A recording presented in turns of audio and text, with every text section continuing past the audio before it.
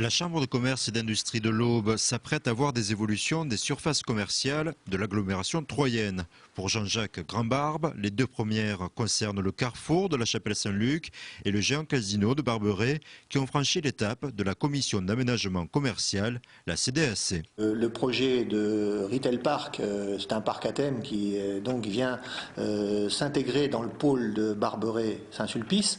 C'est un projet qui a été déposé en CDEC et accepté sur une surface de 9000 m². Le projet est accepté de toute façon.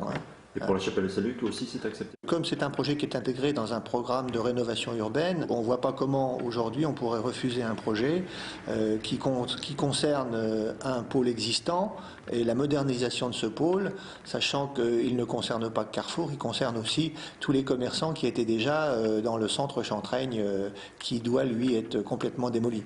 À Rosières, deux enseignes étaient intéressées par une nouvelle implantation. Le projet de 7000 m² présenté par Auchan ne devrait finalement pas voir le jour. Il y a eu une fuite dans la presse avant que le compromis d'achat soit signé.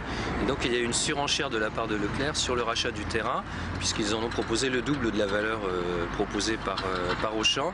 Du coup, ils ont emporté les terrains et ayant les maîtrises foncières, ils ont la capacité de pouvoir y faire ce qu'ils le souhaitent. Le SCOT, schéma de cohérence territoriale, obligera l'enseigne à implanter des surfaces commerciales. Si les grandes surfaces se rénovent ou souhaitent s'implanter, c'est parce qu'il y a encore des parts de marché sur l'agglomération. Avec 74 000 ménages, le potentiel de dépenses est estimé à 430 millions d'euros. Il manque l'équivalent d'un hypermarché pour atteindre la capacité maximale. D'après Didier Papaz, l'idéal serait une implantation en centre-ville. C'est clair, toutes les études le démontrent, on a un besoin de grandes surfaces alimentaires en centre-ville qui aujourd'hui n'est pas pourvu. Et donc il faut bien aussi intégrer cela dans les analyses des futurs nouveaux projets.